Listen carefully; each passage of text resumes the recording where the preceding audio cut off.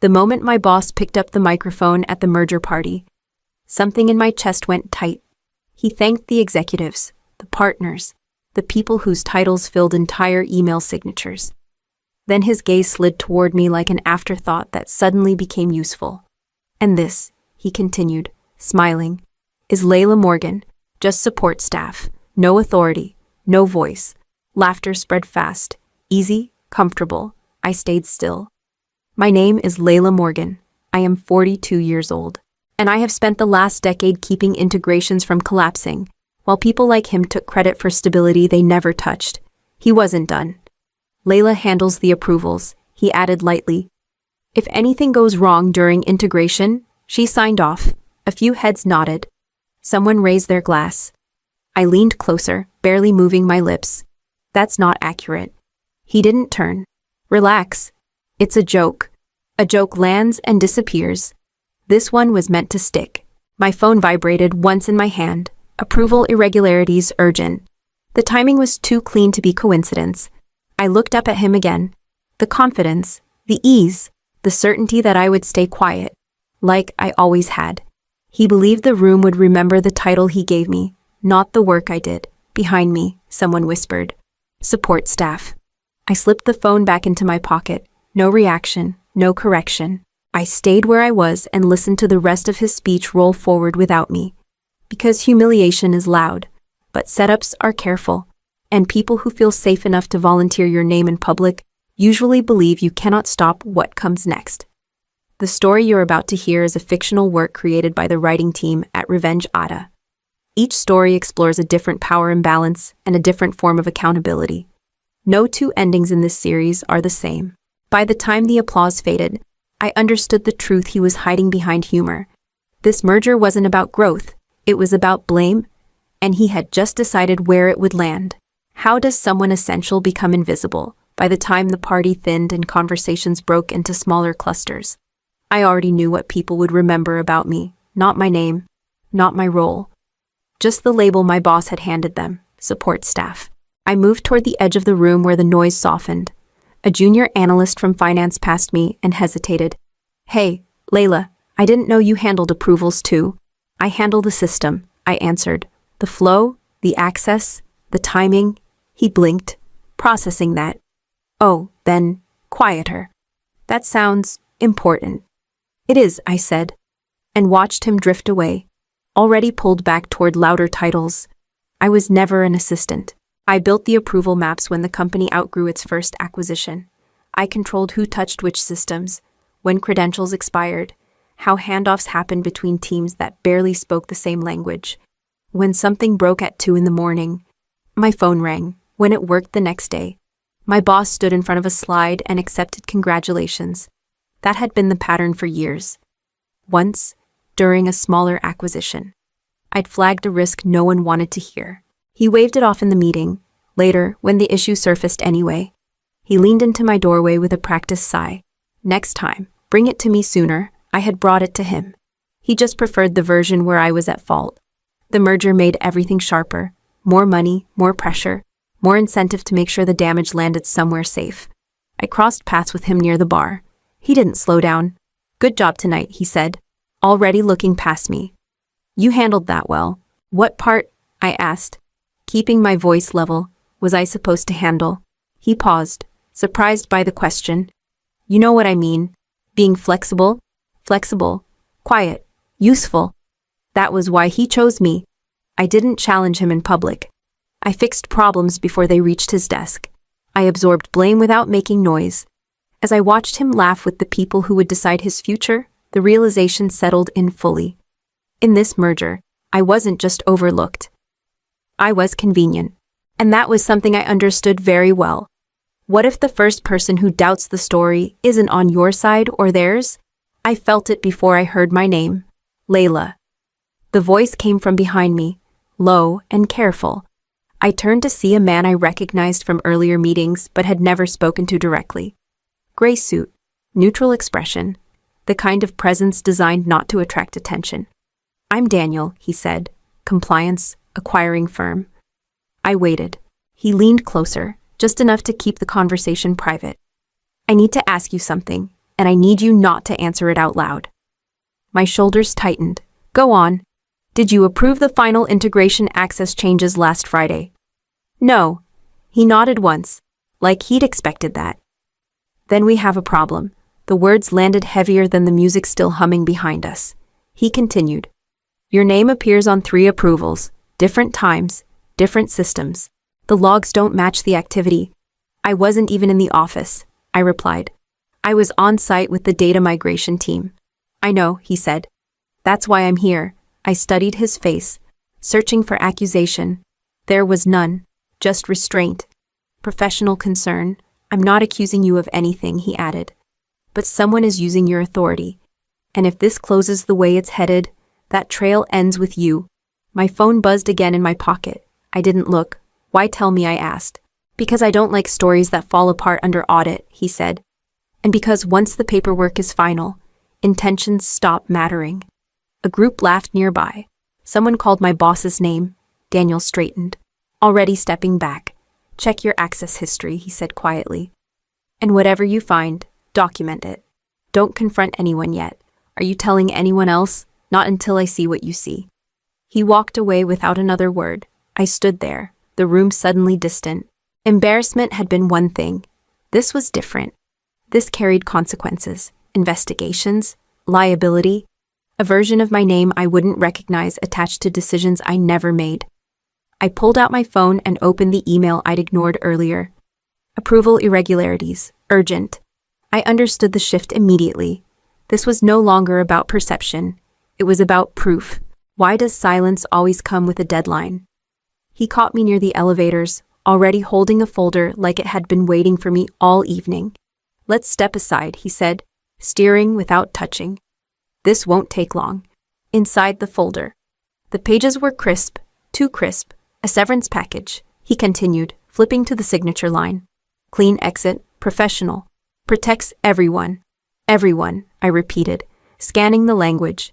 He nodded, relieved by the echo. Exactly. We're moving fast, Layla. Emotions are high, no reason to complicate things. I reached the page with the non-disclosure agreement. Broad, permanent, silent. This needs to be signed by morning, he added. Like it was a courtesy. Legal wants it wrapped up. By morning, I said. That's quick. He smiled. That's mergers. I closed the folder. What happens if I don't? His smile thinned. Then we all have to answer questions we don't need. Questions. The word hovered between us. You told people I signed off on approvals. I said, I didn't. He waved it away. You managed the process. Same thing. It isn't. He leaned in, lowering his voice. Layla, you're very good at what you do. That's why this works. But this deal closes in 48 hours. After that, the story is the story. Whose story? I asked. Our story, he said quickly. The company's. I thought of Daniel's warning, of logs that didn't match, of my name stamped on decisions I never made. You're asking me to disappear, I said. I'm offering you a soft landing, with a gag order, with protection, he corrected, for everyone. I slid the folder back toward him. I'll have my attorney review it. The room shifted. Not loudly, just enough. There's no time for that, he said. This is standard, so is due process. He stared at me, measuring. Don't make this harder than it needs to be.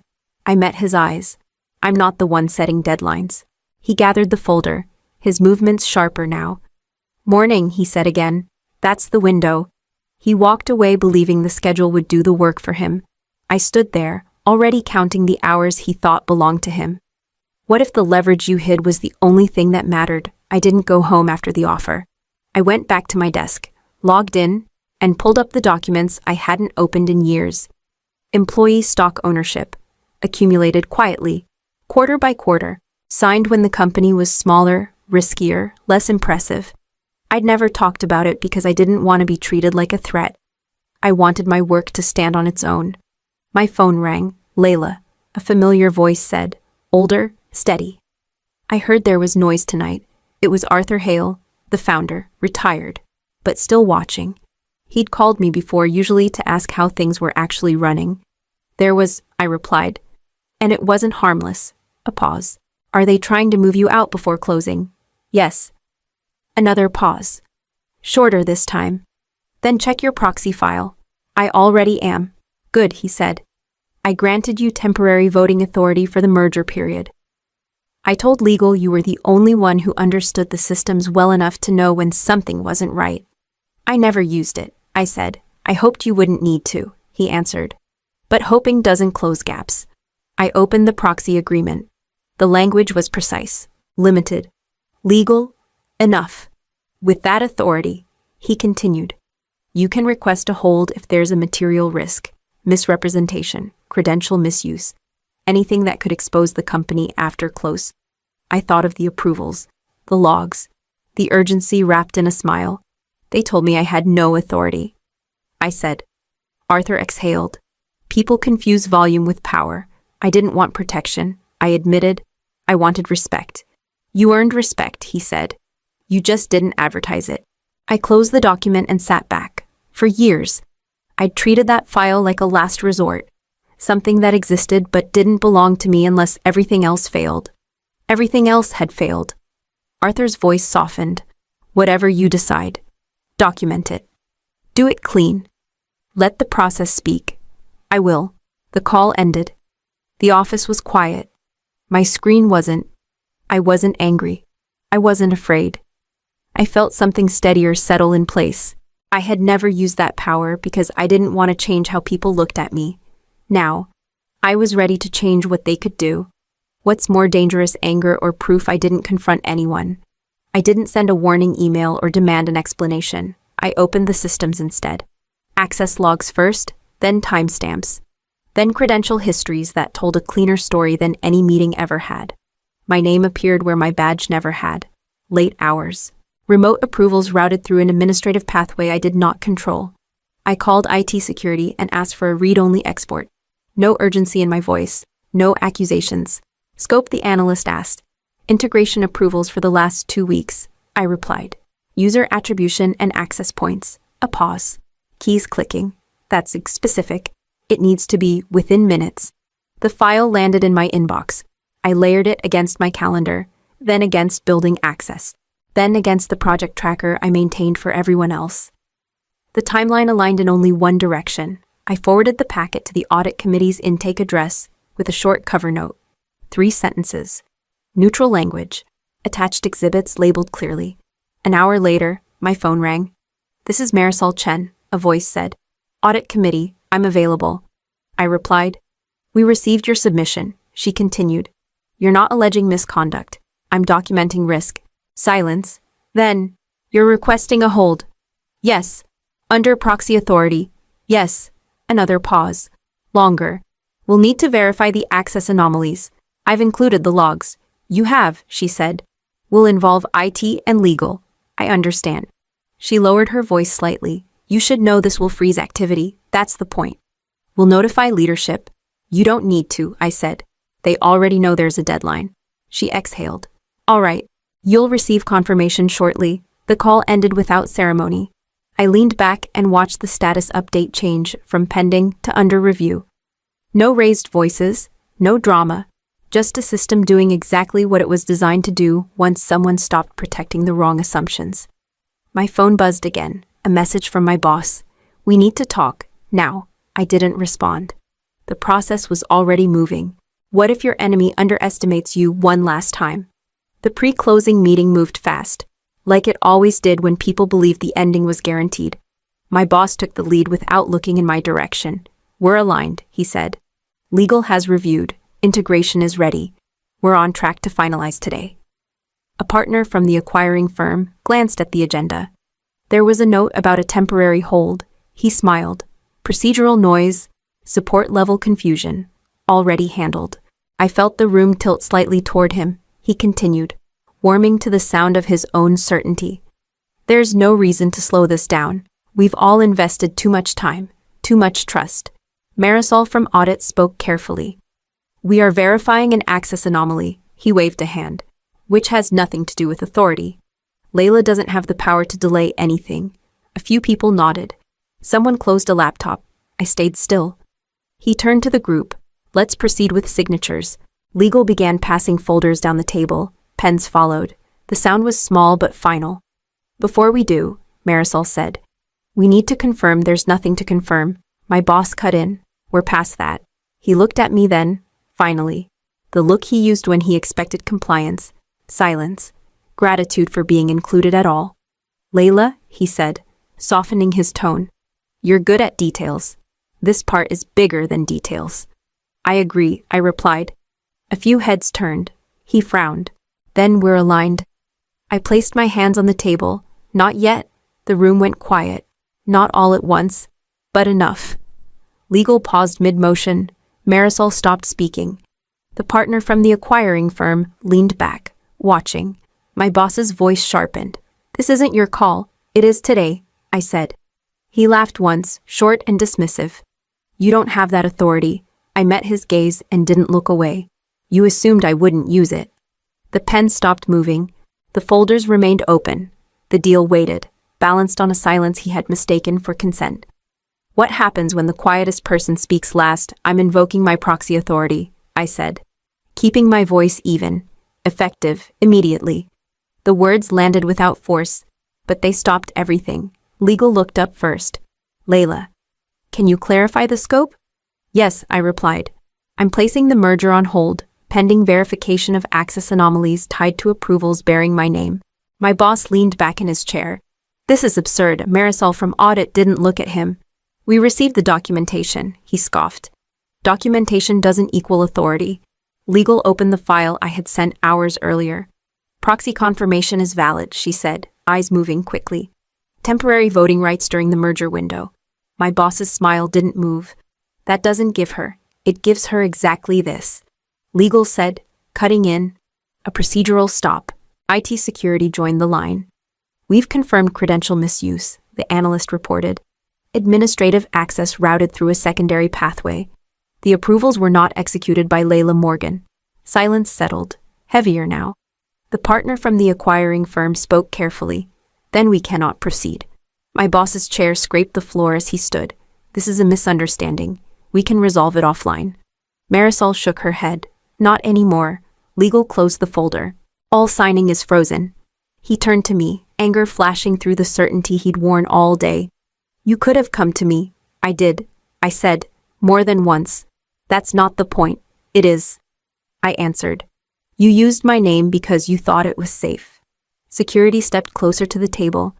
Sir, one of them said, we need to pause this session. My boss looked around, searching for support that wasn't there. You're making a mistake, he said. Quieter now. Legal stood. We'll continue this after internal review. He was escorted out without ceremony. No raised voices, no spectacle. Just the sudden absence of the person who had assumed control was permanent. The room exhaled. I gathered my papers and remained seated. The hold had been recorded. The system reflected it in real time. The merger would wait. And for the first time since my name had been offered up as cover, it waited because I said it would. Is losing power worse than losing reputation? They didn't announce his termination in a meeting. There was no dramatic email. His name simply disappeared from the calendar invites first, then from the leadership directory. By the third day, it was official. Marisol called me into a small conference room. Legal was already there. Folders closed, expressions neutral. He's been terminated for cause. She said, misrepresentation, retaliation, and misuse of credentials. Legal added, the board has also agreed to a non-compete clause. He will not hold an executive role in this industry for several years. I nodded once. No satisfaction, just acknowledgement. The merger, the acquiring firm's representative said, is being renegotiated. With conditions, Marisol clarified. Employee protections, audit oversight, clear separation of system access. Legal slid a document across the table, and this corrects the record. Your name is formally cleared. The approvals were falsified. That finding will stand. I read the language carefully, precise, final. Later that afternoon, I passed him in the hallway outside HR. He looked smaller without the room bending toward him. You didn't have to do it like this, he said. I didn't do it, I replied. You did. He scoffed weakly. You think this makes you important. I think it makes things accurate. He searched my face, then looked away. Enjoy your win. It wasn't a game, I said. It was my name. He had no answer for that. The following week, an internal memo went out. Short, clear, No apologies, just facts. Layla Morgan had not approved the flagged actions. Layla Morgan had raised the issue through proper channels. The company thanked her for her diligence. A colleague stopped me near the elevators. "I didn't know you could do that," she said. "Neither did he," I answered. The world kept moving. Titles shifted. Processes changed. I stayed where I was, steady in the space that had finally stopped tilting against me. The fight was over, but my work was not. What does power look like after you stop hiding it? The offer came in a short meeting with legal and audit. No ceremony, no applause. "We want you to oversee post-merger systems governance," Marisol said. "Direct access, independent reporting, final authority on approvals." I nodded. "With separation of credentials," yes, legal added, "and audit-triggered freezes. No single executive override." "That stays," I said. "If my name is on a decision, the trail has to be clean." "It will be," Marisol replied. "That's why this role exists." Later, I met the team who would report to me, a mix of engineers and analysts who had learned to keep their heads down. One of them spoke first. "So, what changes?" I didn't raise my voice. "We document ownership, we rotate access, we log every exception, and if anyone pressures you to shortcut, you come to me." A pause, then relief. Another meeting followed, this one with the acquiring firm. Their representative leaned back, studying the framework I'd drafted. "This would have caught the misuse weeks earlier. That's the point," I said.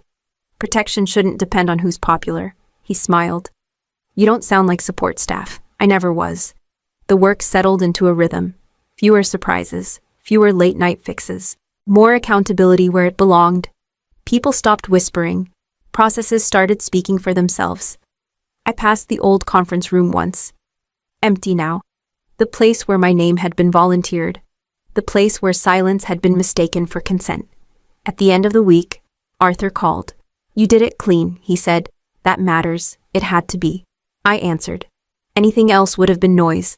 When I hung up, I felt the weight lift, not because I'd won, but because the rules finally worked the way they were supposed to. Life lesson: power doesn't always announce itself. Sometimes it waits in the quiet places built through patience, protected by proof, and used only when the truth needs a witness. They told me I had no authority, no voice. They were wrong. I was just waiting to use it. My boss took credit for my $500 million deal while I was still sitting in the room. "What you're about to see," Grant Kessler announced, tapping the screen, "is the result of months of strategic leadership." I watched the slide advance. No mention of who brought the client in. No mention of who negotiated the terms. Just his name, centered, bold. I leaned toward him, quiet. "There's a line missing." Grant didn't turn. "It's fine. Let me handle this." Across the table, someone nodded approvingly. "Impressive execution." Grant accepted it with a smile. "It wasn't simple. I am Marin Calloway, 46, Senior Deal Origination Director." I opened the conversation that led to this contract. I ran the numbers. I handled every revision. I stayed when everyone else left. The meeting ended. People stood. Hands were shaken. In the hallway, I caught up to him. "That contract includes a 2% commission." He adjusted his cufflinks. "This deal needed a single point of leadership. I originated it." He stopped walking, finally looked at me. "You should be careful how you frame things." 3 hours later, Human Resources closed the door behind me. "Your position has been eliminated. Effective immediately." The folder slid across the table. "Eliminated," I repeated. She nodded. No explanation, no apology. I packed my desk while people pretended not to notice. When I told 2 coworkers what happened, one let out a short laugh. 2%, he said, on a $500 million deal. Another shook his head. Grant wouldn't risk that. They believed the version that made them comfortable. I walked out carrying a cardboard box and the sudden clarity that my name had already been erased once that day. That night, I logged into the one system they forgot to lock me out of. What hurts more, losing your job or watching people enjoy your fall? I cleared my desk in silence. A box, a notebook. The framed photo I kept turned face down. Someone hovered near the doorway, pretending to check messages. "Hey," Mark murmured, not meeting my eyes. "Rough day." "Grant took the commission," I replied. 2%. It was in my plan. Mark's mouth twitched. That's not how it works. It is, I said. You've seen the structure. He glanced toward the hall, then back at me. You should be careful saying that out loud. At the elevator, Denise folded her arms. People are talking about what that you're upset and exaggerating. A pause. They think you're spiraling. I set the box down. I originated the deal. She exhaled. Marin. Grant's been telling everyone he had to step in. Clean things up. Clean what up? She lowered her voice. Your process. In the lobby. 2 associates stood near the coffee station. One laughed, not quietly. 2% on 500 million, he said. That's not real money. The other shrugged. She wants it to be. I stepped closer. It's in the plan. Signed. They went still. One raised his hands. Look. We're just saying what we heard. From who A beat? No answer. My phone buzzed. A message from an old client contact flashed and vanished retracted. Then another from a teammate, you should stop posting. It's not helping. I haven't posted anything, I said, more to myself than to them. By the time I reached the street, the version of events had already settled. Grant had rescued a deal. I had lost focus. The commission had never existed. The repetition hardened it into fact. Back at my apartment, I opened my laptop. An internal chat thread I still had access to refreshed. A new line appeared. Leadership handled the transition professionally. I closed the window and opened another. The system loaded slowly, then welcomed me by name. They had rewritten the story. They hadn't erased the record. Why would a company erase the person who built the deal from the ground up? I didn't invent my role after the fact. It was written into my offer letter. Senior Deal Origination Director. Grant had said during my hiring meeting 2 years earlier. You find it. You shape it. You carry it across the line. I had smiled then. And when it closes, he slid the commission plan across the table. 2% of total contract value. That's standard for origination. I remembered that sentence clearly, because I asked him to repeat it. The deal didn't appear overnight. It started with a cold introduction and a half-hour call no one else wanted to take. Weeks of follow-ups. Drafts sent back with red lines so dense they looked personal. Late nights answering questions that arrived after midnight. At one point, the client's counsel pushed back on a clause that would have killed the entire agreement. This doesn't work, she said over the phone. We walk if this stays. I rewrote it myself. Sent the revision before sunrise. You saved us. The client's director told me later. We're moving forward. Every email went through me. Every revision came back to me. When Grant joined the calls near the end, he mostly listened. Just keep us aligned, he said once. You've got it. I open my contract now. Scrolling past the language I knew by heart, compensation, incentive structure, origination fee, 2% of gross contract value upon execution. Signed by me, signed by him. I forwarded the clause to the company's general inbox. No commentary, just the document. The response came from legal 2 hours later. We're reviewing the matter. It read, please refrain from further contact with internal stakeholders, I replied once. This is my role as defined by contract. The answer didn't come. They hadn't erased me because the contract was unclear. They erased me because it wasn't. How do you steal a deal without touching a single dollar? I opened the system timeline and followed the trail backward. The ownership field changed first, not days before the signing, not after. The morning of the closing call, 9:14 in the morning. The name flipped from mine to his. I stared at the entry, time-stamped, logged, permanent. An hour later, my access disappeared. I called AITA. I'm locked out of the infrastructure account. A pause.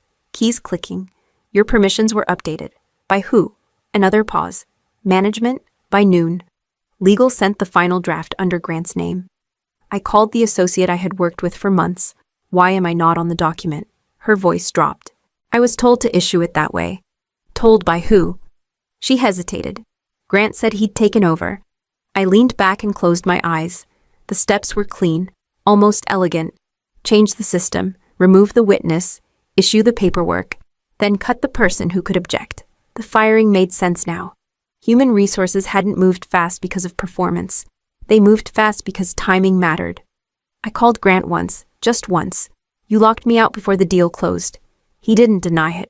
That was an operational decision. You reassigned ownership, leadership prerogative. You issued documents under your name. That's how accountability works. And the termination A beat. Controlled. The role evolved. I laughed. It surprised both of us. So you didn't take the money, I said. You removed the person entitled to it. His voice cooled.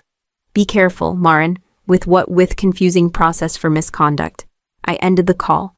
The record sat open in front of me. Every change, every click, every name. He had relied on authority, not erasure, on silence, not consent. I exported the audit log and saved it twice. Power had moved quickly. The system had moved faster. What if the one thing they couldn't erase was already watching them? The audit panel loaded without ceremony.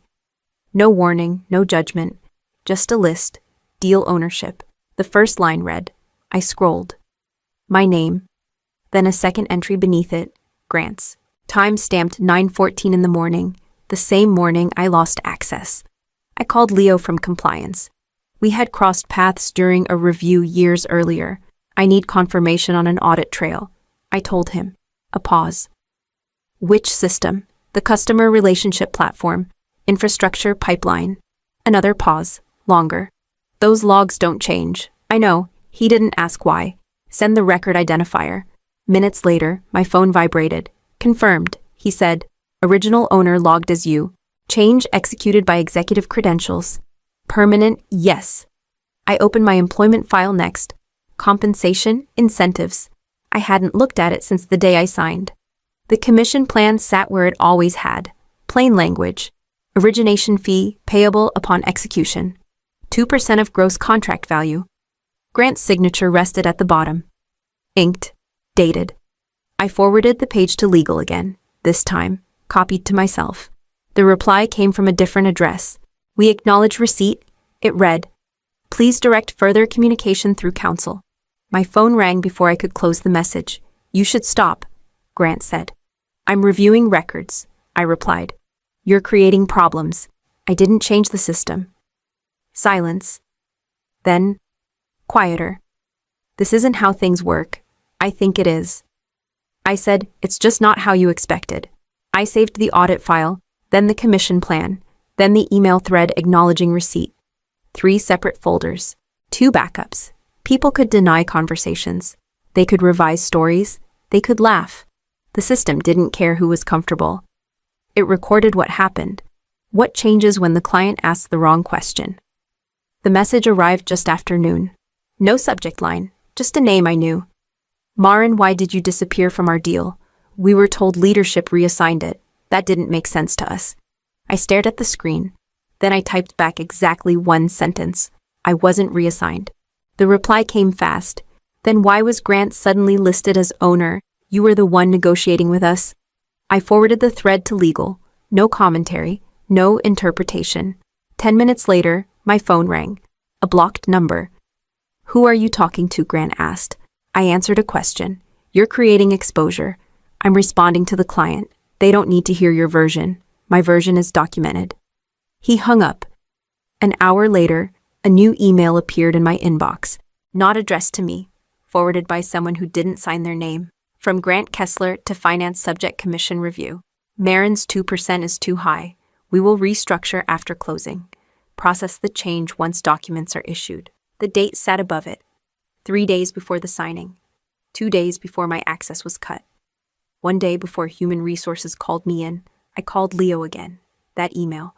I said, can you verify sender and timestamp a pause? Yes. And it's authentic.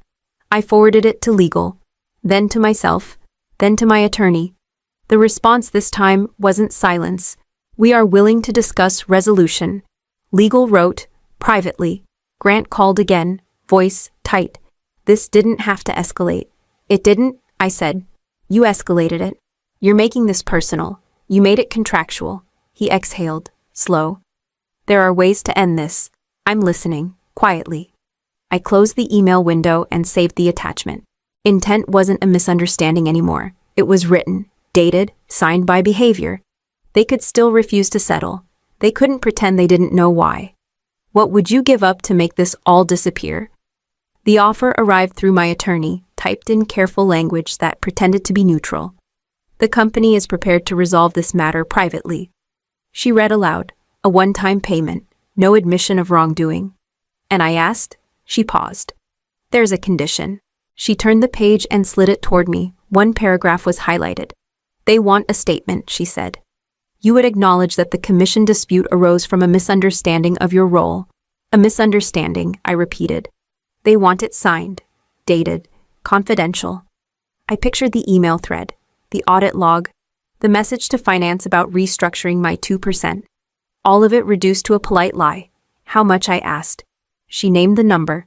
It was large enough to make the room go quiet. It's more than most cases like this, she added. They're nervous. I leaned back. They're not paying for peace. She nodded slowly. They're paying for silence. That afternoon, Grant called one last time. No edge now, just persuasion. You get money, he said. You move on. Everyone saves face. Whose face, I asked. A pause. Yours. They want me to say I imagined it. I said. They want me to help them erase me. You're tired, he replied. This has dragged on. It hasn't dragged, I said. It's been resisted. He lowered his voice. Think about what you lose if this goes public. I already lost my job, I said. I already lost my reputation. What you're offering doesn't give that back. Another pause. Longer this time. So that's your answer. Yes, I signed nothing. I rewrote nothing. I corrected nothing. When the call ended, my attorney closed her folder. If we refuse, she said, this goes to court. I nodded. Then it goes to court. The money would have closed the noise. Silence would have finished the erasure. I chose the record. What does justice sound like when no one can argue anymore? The judge looked down at the file. Counsel, proceed. Grant's attorney stood first, confident, relaxed. This case is built on assumption. He said, Ms. Abbott. Callaway was not the owner of the transaction at closing. Leadership reassigned it. No commission was due. Grant didn't look at me. He watched the bench. My attorney rose. We'll start with the system record. She turned to the screen. This is the customer relationship platform used by the company. It logs ownership changes automatically. The defense shifted in their seats. Please note the time, my attorney continued. 9:14 in the morning, deal ownership changed from Marin Callaway to Grant Kessler. The closing call began at 10. Grant leaned toward his attorney, whispered. Who executed the change? The judge asked. My attorney didn't answer. She clicked again. Executive credentials, Mr. Kessler's. The defense stood. Objection overruled. The judge said, continue. Next came the contract. This is the commission plan signed at hire. My attorney said, origination fee of 2% upon execution. Signed by both parties. Grant's signature sat at the bottom. Familiar, undeniable. The judge looked up. Mr. Kessler, do you dispute this signature? No, he said, flat. My attorney nodded and opened the final exhibit. This email was sent 3 days before closing. She read it aloud. Marin's 2% is too high. We will restructure after closing. Process the change once documents are issued. Grant's attorney stood again. That email reflects internal discussion, not intent. The judge leaned forward. It reflects timing. The room settled into a stillness that felt heavy, not tense, finished. Miss Callaway, the judge said, turning to me. Were you informed of this restructuring before your access was revoked? No. Were you terminated before or after the contract executed before? The judge closed the file. That will be all. No gavel, no raised voices. Just the sound of a decision being written into the record. What does accountability look like when no one applauds? The ruling arrived in an email from my attorney. No ceremony, no flourish.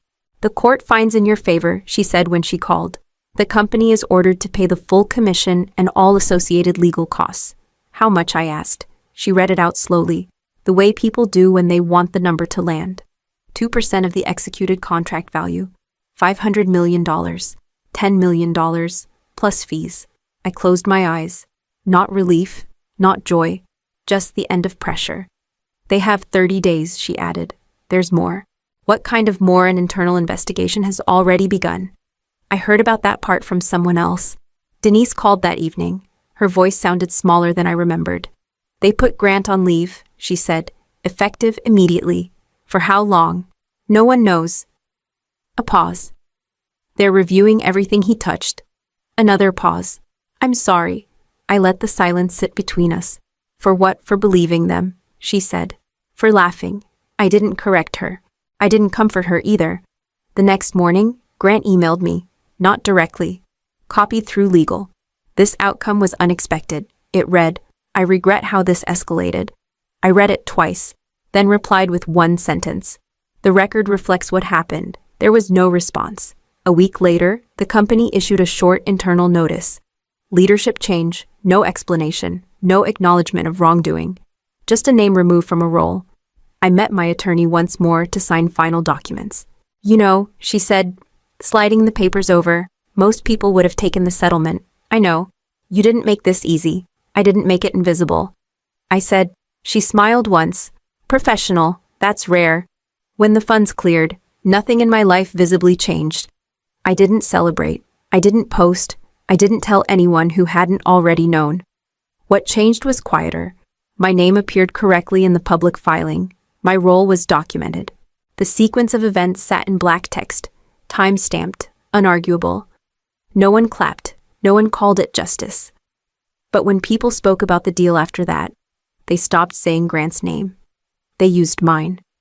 What do you keep when everything else is stripped away? I did not go back to the building. No farewell walk, no victory lap. The badge had already been deactivated, and I had no interest in borrowing their air again. A recruiter called 2 days after the funds cleared. "They want to meet," she said. "Your name came up." "Tell them I'm unavailable," I replied. She hesitated. "Permanently." For now, I met my attorney one last time to finalize the closeout. She slid the stamped order across the table, the ink still sharp. "You did this the hard way," she said. "I did it the only way that left a record." She nodded. "That record will outlive all of them." At home, I drafted one final email. No subject line. No explanation. I addressed it to the team list I had once managed. For those who asked what happened, the court record is public. It reflects my role in the transaction and the sequence of events. I'm sharing it here so the facts don't need retelling. I attached the link. I read it once, then I sent it. Responses came in quietly. A few apologies. A few acknowledgements. Most said nothing at all. Silence can be honest when people finally know where they stand. Grant never wrote again. Weeks passed. The noise moved on to something else. The way it always does. New deals, new leaders, new stories told with confidence. Mine didn't need repeating. The truth was filed, time-stamped, and archived. It lived where titles couldn't reach and authority couldn't edit. Anyone could find it. No one could undo it. I learned something in the process that had nothing to do with contracts or courts. Power relies on memory being short. It assumes exhaustion will do its work. It waits for people to trade accuracy for peace. I did not win because I was louder or smarter or more ruthless. I won because I refused to help them forget. The life lesson I carry forward is simple and expensive. When your work is real, protect the proof of it. When your name is taken, put it back where it belongs. And when silence is offered as a reward, remember that dignity is not something you can buy back once you sell it. Some things can be reassigned. Some things can be delayed. The truth, once written, stays. The story you are about to hear is a fictional narrative created by the writing team at Revenge AITA. While inspired by real workplace power dynamics and emotional truths many professionals face, all characters, companies, and events are works of fiction. This story explores accountability, dignity, and the consequences of underestimating the wrong person. The sentence that ended my career didn't come with raised voices or anger. It arrived calmly, professionally, like a conclusion everyone else in the room had already accepted. His MBA is worth more than your 15 years of experience. That's it. Evan Caldwell didn't look at me when the words landed. His attention stayed on the tablet in front of him, thumb scrolling as if my future were just another line item. I sat there for a beat, letting the weight of it settle. "So that's the explanation," I said quietly. He nodded once. "It's company direction. We're aligning compensation with strategic value." "Strategic," I repeated. "And my role doesn't qualify a pause, not hesitation calculation." "You maintain systems," he replied. "Important work, but not leadership level." I leaned forward. "You mean the systems that move client data every minute of the day? The ones that trigger compliance alerts if anything goes wrong?" His jaw tightened. "Those responsibilities don't require an MBA." That was the moment. Not the insult, but the certainty behind it. The confidence of someone who had never needed to understand the consequences of being wrong. I reached into my bag. The envelope made a soft sound against the table when I set it down. Evan's eyes finally lifted. What's that supposed to be, closure? He opened it, scanned the page, then looked up again. You're resigning. Yes. This doesn't have to happen today. It already did. Silence stretched between us. The kind that usually meant someone was about to negotiate. I didn't. He tried once more. You're walking away over one compensation decision. I stood, straightening my jacket. I'm walking away because this decision tells me exactly how you measure value. That's a mistake. No. I said. It's clarity. I didn't wait for a response. There was nothing left to hear. The story you're about to hear is a fictional work created by the writing team at Revenge AITA. While the events and characters are imagined, each story explores a different truth about power, respect, and consequence. No two stories share the same lesson, and no ending repeats another. In the hallway, my badge still worked. For now, I noticed that before I noticed anything else. Not panic, not regret. Just the strange calm that comes when you finally stop pretending not to understand what's been in front of you all along. That was the moment everything began to move, without me there to hold it together. How do you become invisible in the company you keep alive? The first time they called me outside normal hours, it was close to midnight. A junior engineer's voice came through my phone, tight and rushed. The ingestion jobs aren't clearing. Everything's backing up. Which node? I asked. A pause. Papers shuffling. The main one, I think. I stayed on the line while pulling on a jacket, walking him through checks he didn't know existed. By the time the sun came up, the system was stable again. No announcement, no follow-up meeting, just a short message from his manager later that day. Thanks for jumping in. That became the pattern. During the regulatory audit 2 years later, a compliance officer leaned across a conference table and asked, "Who signed off on the data retention logic?" Several heads turned in my direction at once. I didn't raise my hand. I didn't need to. Everyone already knew. After the auditors left, Evan's predecessor stopped by my desk. "You saved us back there," he said. "That could have been ugly." "It was ugly," I replied, just quietly. He laughed. "Uncomfortable. You know what I mean." I did. They always did. When systems failed. My phone rang. When vendors changed requirements without notice, someone forwarded me an email with one line highlighted and no explanation. When a rushed deployment corrupted records, the team waited for me to say where to look. In meetings, though, my role shrank. "We'll let Marin handle the maintenance details." Maintenance. As if the architecture holding everything together were just a background hum. Once, during a planning session, I interrupted to flag a dependency risk. Evan waved a hand. "We'll circle back. This meeting is about strategy." The room moved on without me. Later that night, the same feature triggered an alert. Evan's name showed up on my screen. "Can you take a look?" he asked.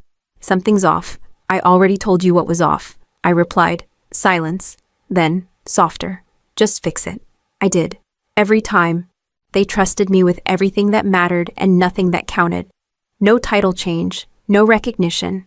Just the quiet expectation that I would be there when things broke and invisible the rest of the time.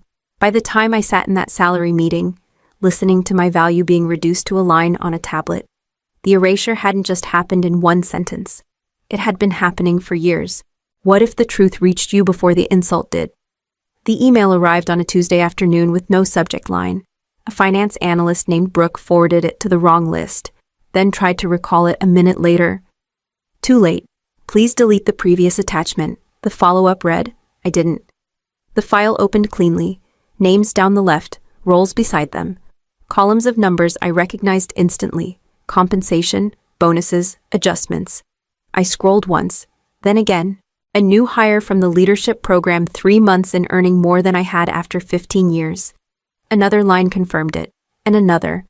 The approvals column sat at the far right. Evan Caldwell. I leaned back, letting the room quiet around me. No pulse spike. No heat in my face. Just a steady narrowing, like a lens clicking into focus. Brooke messaged again. "Please tell me you didn't open it." I did. I typed back. A pause. "I'm so sorry, I know." I replied. And I meant it.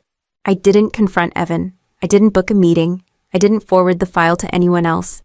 I closed it and went back to work. That evening, a teammate stopped by my desk. "You heading out soon?" "In a bit." "You're always the last one," he said, half smiling. "Not always," I answered. Over the next few days, I did small, the ordinary things. I cleaned my directories. I finalized notes I'd been carrying in my head. I labeled files with names anyone could understand. At the printer, I paused as a page slid out.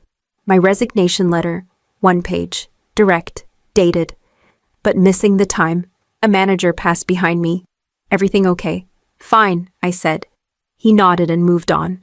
When the salary meeting appeared on my calendar the following week, I accepted it without comment. I didn't rehearse. I didn't plan a speech. I already knew the number. I already knew the explanation. That meeting wasn't a negotiation waiting to happen. It was a formality, a confirmation.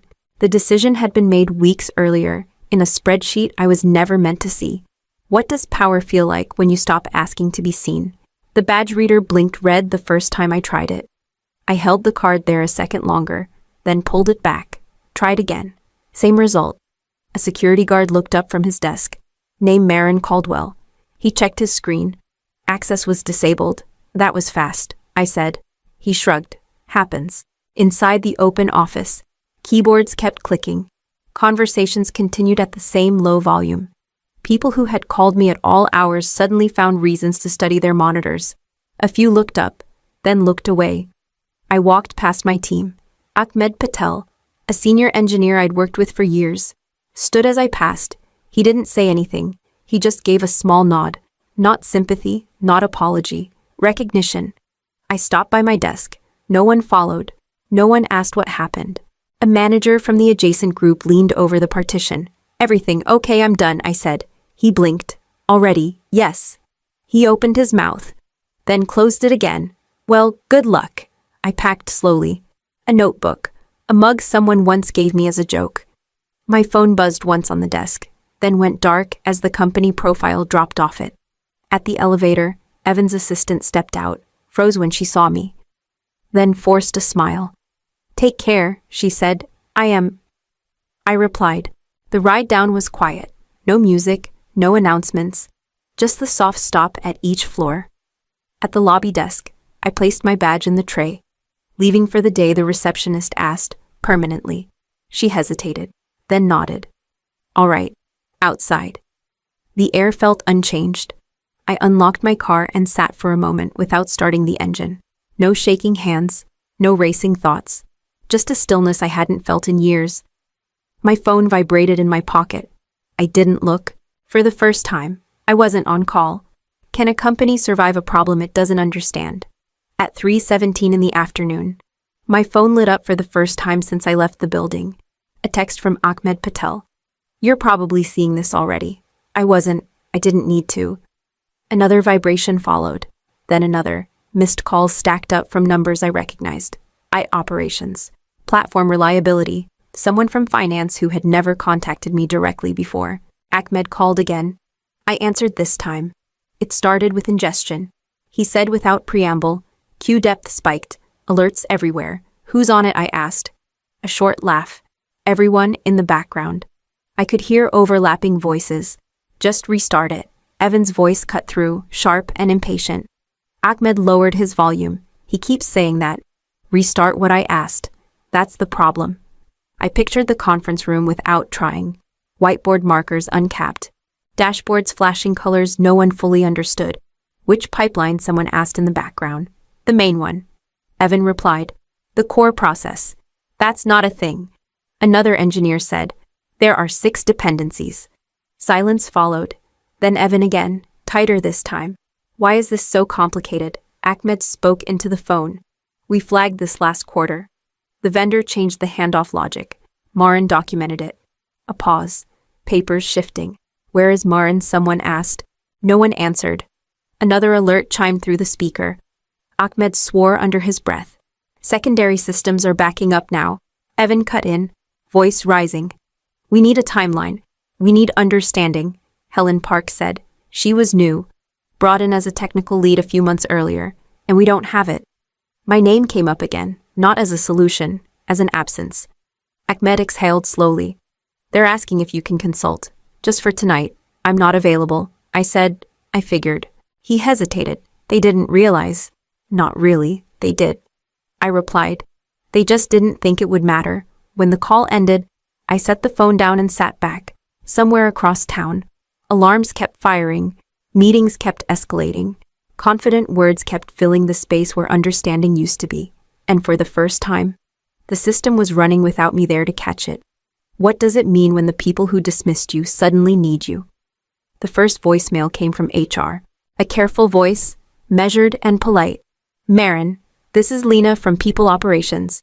We're hoping to discuss a temporary arrangement to help stabilize things. Please call me back. I didn't. The second came from IT leadership. No greeting this time. We're in active incident response. We could really use your guidance. My phone buzzed again before the message finished saving. The caller ID showed the CFO's office. I let it ring. A minute later, another voicemail replaced the silence. This one skipped pleasantries entirely. Marin, this is Victor Hale. We need you. Tonight. Name your rate. I listened to that one twice. Not because I was tempted, but because the shift was impossible to miss. Hours earlier, my value had been reduced to credentials I didn't have. Now it was being recalculated in real time. A text followed from an unknown number. Emergency consulting. Short term. We can make this work. I set the phone face down on the table. When I stayed late, it cost weekends. When I answered after midnight, it cost sleep. When I took responsibility, it cost visibility. Each time I made things easier for them, it made me easier to ignore.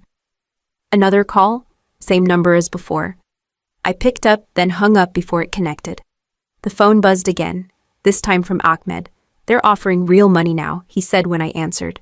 They're panicking, I know. You could fix this.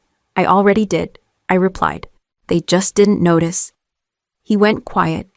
They're asking what it would take. I looked at the wall, at nothing in particular.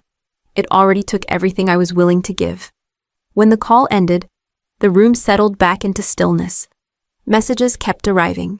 Promises sharpened. Titles softened. Urgency crept into every word they'd never used before. I didn't respond. Control didn't come from raising my voice or making demands. It came from choosing when not to speak and letting them feel the weight of that choice. What would you say if the most powerful person in your career showed up unannounced? The knock came just after dusk. Firm, careful, not the sound of someone in a hurry. When I opened the door, Thomas Caldwell stood on the step alone, keys still in his hand. No driver, no assistant. The man who signed off on every major decision at the company looked smaller without a conference table between us. I didn't call, he said. I thought it would be better to come myself. I stepped aside. He hesitated, then entered, stopping just inside as if unsure where to put his weight. I didn't approve that pay decision. He began, not knowingly. I waited. He exhaled. Evan presented it as alignment, market correction. He told me you were comfortable with the adjustment. That's not what happened, I said. I know. His voice tightened. I know now. He rubbed a hand over his face. The approvals went through his office. He controlled the data, the narrative, so you trusted him. I replied. I trusted the system, he said, then corrected himself. I trusted my son. Silence settled. He didn't fill it. They're telling me the core pipeline is unstable, he continued. That it was always fragile. It wasn't fragile, I said. It was maintained. He nodded slowly, as if each word carried weight. They asked if you'd come back, even temporarily. I won't. I'm not here to negotiate, he said quickly. I'm here to understand what I missed. I met his eyes. You missed what happens when experience gets relabeled as overhead. His shoulders dropped a fraction. I failed you. You failed the company, I replied. I just happened to be standing there when it broke. He swallowed. What do you want? I didn't answer right away. Not because I needed time, but because this wasn't about what I wanted. This isn't something you fix with an offer, I said. It's something you fix by changing who gets to decide value. He nodded once. Then tell me what that looks like. I spoke carefully. He listened without interrupting. When he left, he didn't ask me to reconsider. He didn't make promises he couldn't keep. He just paused at the door. I should have known who we were leaning on, he said.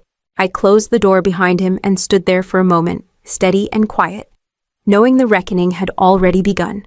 What if justice isn't revenge, but restructuring the damage? Thomas Caldwell called the next morning, not from his office, not from his assistant's line. I spoke to the board, he said. They want to know what it would take to bring you back. I'm not coming back, I replied. A pause, papers shifting on his end. Even short-term consulting, no. He didn't push. Then tell me what you want. I took a breath. This isn't about what I want. It's about what has to change. I'm listening. First, I said, there needs to be an independent compensation audit, not internal, not handled by the same people who approved the gap. That can be done. Second, your son cannot have authority over compensation, technical direction, or personnel decisions. Effective immediately. The silence that followed was heavier this time. That's significant, he said. It's necessary. Another pause. All right. Third, I continued. Transparency, salary bands, promotion criteria. No more decisions made behind closed doors and explained afterward as policy. He exhaled slowly. You're asking us to rebuild how we operate. I'm telling you why it broke. I need to be clear, he said. If I agree to this, there's no guarantee you'll reconsider. I'm certain I won't. I replied. He didn't argue. Then why are you offering this at all? Because the next person in my role shouldn't have to leave for you to notice. The line stayed quiet for several seconds. When he spoke again, his voice had changed, less defensive, more resolved. The board won't like it. They don't have to, I said. They just have to live with the alternative. I'll make it happen, he said finally. Not because it's right, because we don't survive if we don't. That's the difference, I replied. Now you understand the cost. He thanked me. Not formally, not carefully, just once, plainly. When the call ended, I set the phone down and felt something settle into place.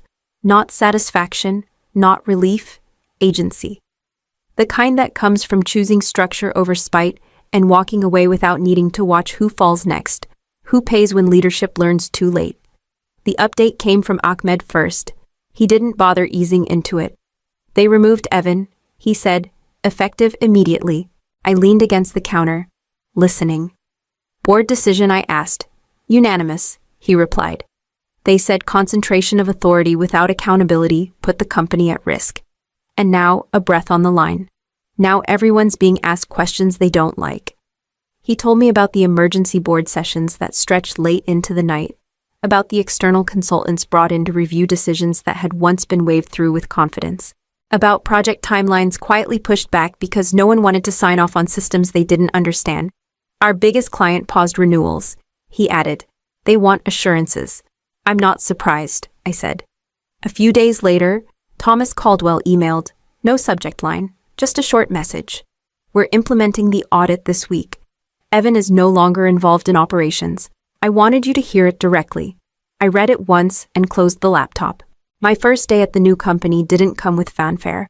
A small conference room, 3 engineers, a manager who started the meeting by asking, "What do you need from us to do your best work?" I answered without thinking. Clarity, he nodded. That's reasonable. Later, while reviewing architecture plans, one of the engineers looked over and said, I've read your work. We're glad you're here. No qualifiers, no explanations. That evening, Ahmed called again. They're still talking about you, he said, not in a good way. More like regret. I'm not interested in being a lesson, I replied. When the call ended, I sat quietly for a moment. The noise from the old place felt distant now, like something happening in another life. I didn't feel triumphant. There was no rush of satisfaction, just a steady sense of space, like setting down a weight you didn't realize you'd been carrying until it was gone. Whatever they were losing now, they'd already decided it was expendable. I just stopped absorbing the cost. What if the strongest ending is choosing a future that never needed an apology? My new manager, Claire Nolan, didn't start our first one-on-one with praise. She set her notebook down and said, Tell me what you want to build, I told her, not defensively, not carefully, just clearly. She listened, then nodded. Good, we'll support that. That was it. No test, no reminder of hierarchy, no subtle warning about staying in my lane. A week later, during a review session, One of the engineers pushed back on a decision I made. He laid out his concern, waited, then added, "If you disagree, say so." "I want to understand." I explained my reasoning. He considered it, then said, "That makes sense. Let's do it your way." I realized something then. Respect didn't arrive here as a reward. It was built into the room. Updates from my former company drifted in occasionally. A message forwarded by Ahmed. A brief note from Thomas Caldwell confirming the audit had concluded. The company survived, as large companies often do. Systems stabilized. Processes were rewritten. Titles shifted. The cost remained, though lost time, broken trust, decisions that could not be undone. One afternoon, my phone buzzed with a final message from Thomas. We corrected the structure. It read, "I wish we had done it sooner." I didn't reply. At my desk, a junior engineer hesitated before speaking. "Can I ask you something?" "Go ahead. How did you know when to leave?" I met his eyes. I didn't wait to be convinced I was wrong. I left when staying required me to agree that I was. He nodded slowly. When I shut down my computer that evening, there was no weight in my shoulders, no alert waiting to pull me back. Just the quiet satisfaction of work done honestly, in a place that understood its value. Here's the lesson I carried forward and now pass on when an organization teaches you what it truly values. Believe it the first time. If that value does not include you, the bravest move is not to argue harder, it is to walk toward a future that does.